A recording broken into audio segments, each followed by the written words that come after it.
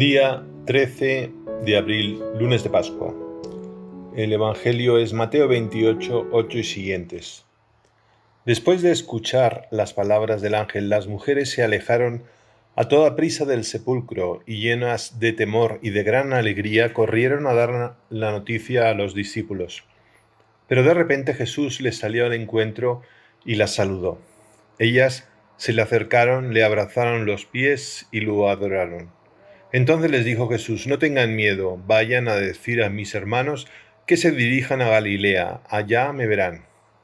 Mientras las mujeres iban de camino, algunos soldados de la guardia fueron a la ciudad y dieron parte a los sumos sacerdotes de todo lo ocurrido. Estos se reunieron con los ancianos y juntos acordaron dar una fuerte suma de dinero a los soldados con estas instrucciones: digan, durante la noche, estando nosotros dormidos, llegaron sus discípulos y se robaron el cuerpo.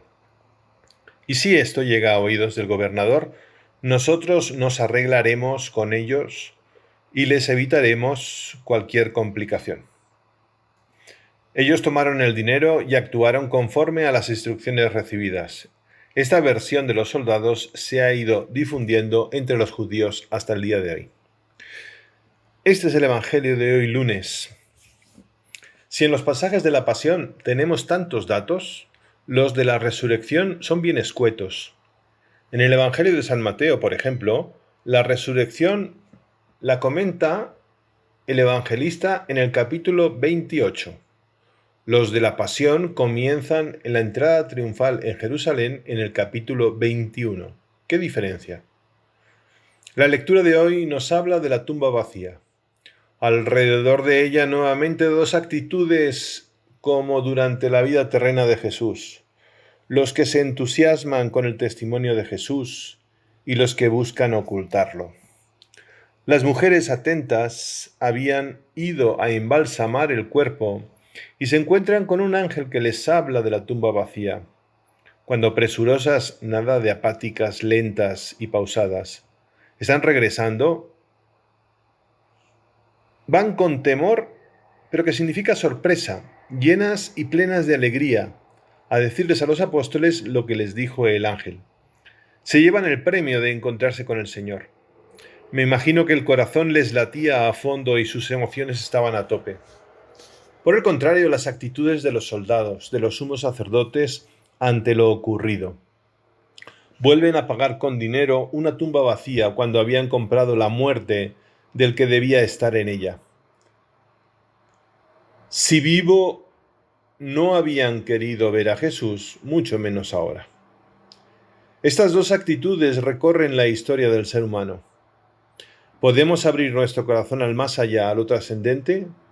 ¿O puedo vivir encerrado en este mundo? ¿O tengo la capacidad de asombrarme o tengo el vicio de aburrirme y estar triste? Pedir el regalo de la fe, un corazón abierto y listo para encontrarme con el Jesús resucitado. ¿Por qué la resurrección no transformó todo inmediatamente? Porque Dios trabajaba y trabaja con nosotros en forma silenciosa, paciente y oculta. Nosotros somos preparados para la vida eterna con Dios, y ese es un trabajo del momento, pero que dura toda la vida. ¿Y cómo ha llegado a nosotros el hecho de la resurrección? Llegó con el testimonio de los apóstoles y los primeros cristianos. De hombres miedosos que traicionaron a Jesús, tenemos mártires que no dejaron de dar la vida por la experiencia que habían vivido, predicado y muerto por ella. Los testigos de la vida cristiana, vivida hasta el límite, es la mejor defensa de la resurrección. Hoy puedo preguntarme al principio de la Pascua, ¿cuál de estas dos actitudes quiero trabajar y profundizar? ¿Quiero crecer en la fe del resucitado o prefiero quedarme con las seguridades de un mundo que un simple virus pone en jaque? ¿Qué sustenta y permite que mi vida sea trascendente? Nos dirá el Papa Francisco: la resurrección no es una ideología, no es un sistema filosófico, sino que es un camino de fe testimoniado por los primeros discípulos de Jesús. Jesús no obra milagros por encargo. Aunque escucha más a los que tiene más cerca, a algunos les hace caso siempre. Este es el caso de San José. Pero lo normal es que actúe sin avisar y de improviso. Veamos esta historia donde nos ofrece una prueba de ese milagro. Es una violencia doméstica, esta anécdota. Había una pareja que tenía una niña. Ellos nunca le habían hablado de temas religiosos ni de Dios, pues ellos lo menospreciaban, pensaban que no era algo importante para su educación. Había muchas cosas más interesantes en las que pensar que en esas tonterías del cristianismo. Al menos eso es lo que pensaban ambos. Una noche, cuando la niña tenía solo 5 años, vivió un cuadro trágico que a nadie deseó. Sus padres pelearon acaloradamente, algo que por desgracia pasaba en aquella vivienda con demasiada frecuencia. De repente, en el ardor de la furia, el padre tomó un cuchillo que había sobre la mesa y asestó justo en el corazón a su pareja. La pareja no se había dado cuenta de que la pequeña, asustada por el griterío, se había levantado y estaba presenciando escondida tras una puerta, asustada, todo lo que ocurría. El padre, aun sin darse cuenta de que su sensible niña los estaba viendo, consumido por la terrible angustia y la desesperación por lo que acababa de hacer, decidió poner fin a su propia vida, totalmente enajenado. No pensó ni tan solo un instante y con la misma rapidez con la que había apuñalado a su esposa, lo hizo consigo mismo. La niña fue enviada a un hogar adoptivo y pronto encontró una familia que se ofreció a regalarle un nuevo hogar. Sus nuevos padres no eran practicantes de alguna religión, pero creían en ese Dios de que la niña nada sabía.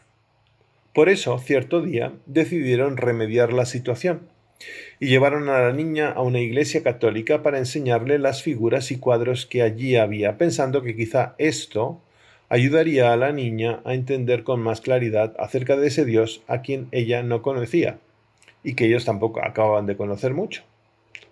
Mientras miraban por el templo y explicaban acerca de quién era Jesucristo a la pequeña, de una forma muy teórica, se toparon en un rincón con un cuadro que los mismos padres de esta niña, los padres adoptivos, jamás habían visto en aquel lugar. Pero les impresionó que no era uno de esos cuadros en los que Jesús estaba todo ensangrentado, sino que era el lienzo que irradiaba amor y alegría. Era tan especial, distinto de todo lo que les rodeaba. Pensando que sería un buen ejemplo para hablarle a la niña acerca de Dios hecho hombre, señalaron al cuadro y le preguntaron a su hija adoptiva: ¿sabes quién es él? Claro que sí, dijo la niña sin pensar. Es el hombre que me abraza desde la noche que mis padres murieron. Jesucristo ha resucitado. Jesucristo está vivo. Abramos nuestros ojos, no los de la carne, sino los de la fe, para poder verlo alrededor nuestro. Y que Dios, Padre, Hijo y Espíritu Santo, les bendiga y les dé los ojos del resucitado. Amén.